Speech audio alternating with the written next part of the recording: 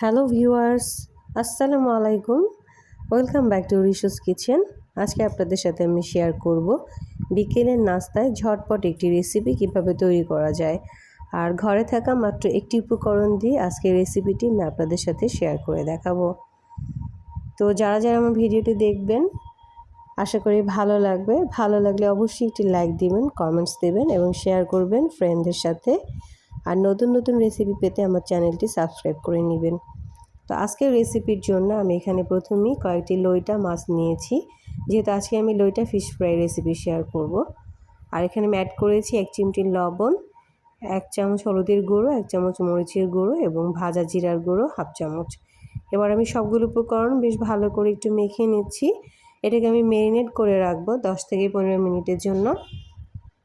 আর সবগুলো উপকরণ ভালো করে মেখে নিব যাতে মাছের গায়ে সবগুলো উপকরণ ভালো করে লেগে থাকে। তো আবার আমার এখন এটা ম্যারিনেট করা শেষ।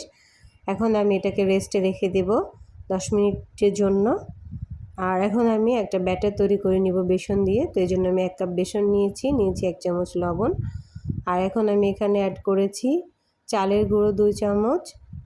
আর এই পর্যায়ে এখন আমি অ্যাড করে নিব ময়দা 3 চামচ।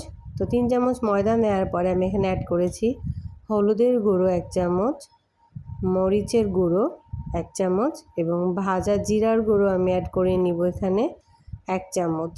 তো সবগুলো শুকনো উপকরণ এখানে অ্যাড করার পরে এবার আমি ব্যাটারটা তৈরি করার জন্য এগুলো সব একবারে মেখে নিব। আর আমি পানিটা এখানে অ্যাড করব অল্প অল্প করে, কারণ একসাথে পানিটা যদি আমি অ্যাড করি তাহলে ব্যাটারটার কনসিস্টেন্সিটা আমার খুব পাতলা হয়ে যেতে পারে।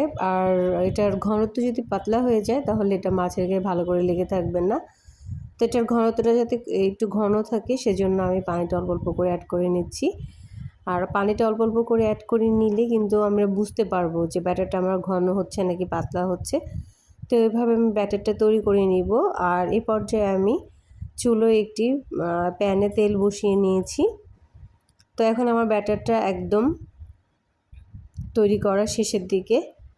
তো এখন আমি ব্যাটারটা তৈরি করা শেষ হলে লইটা মাছগুলোকে ব্যাটারের সাথে খুব ভালো করে একটু লাগিয়ে নিয়ে আমি তেলে ছেড়ে দিব। তো এভাবে আমি সবগুলো লইটা মাছই তেলে ছেড়ে দিচ্ছি এক এক করে। আর এ পর্যায়ে আমি চুলোর আঁচটা মাঝারি রেখেছি, কখনোই হাই হিটে আমি ফিশগুলোকে ভাজবো না। তো এই পর্যায়ে আমি সবগুলো মাছই তেলে ছেড়ে দিচ্ছি।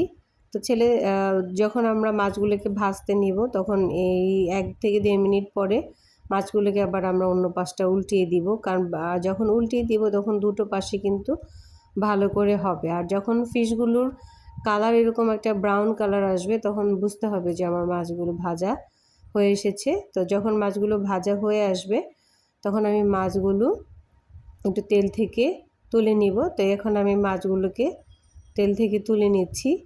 আর এভাবে সবগুলো ফিশ আমি তেলে ভেজে নিব এক এক করে।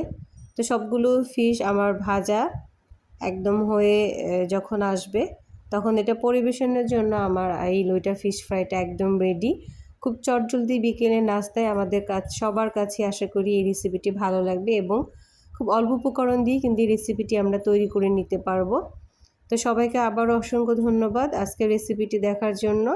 আবারও দেখা হবে নতুন কোনো রেসিপি নিয়ে। সবাই ভালো থাকবেন। খুব অল্প এই উপকরণ দিয়ে আপনারা তৈরি করে নেবেন আশা করি। আল্লাহ হাফেজ, আসসালামু আলাইকুম।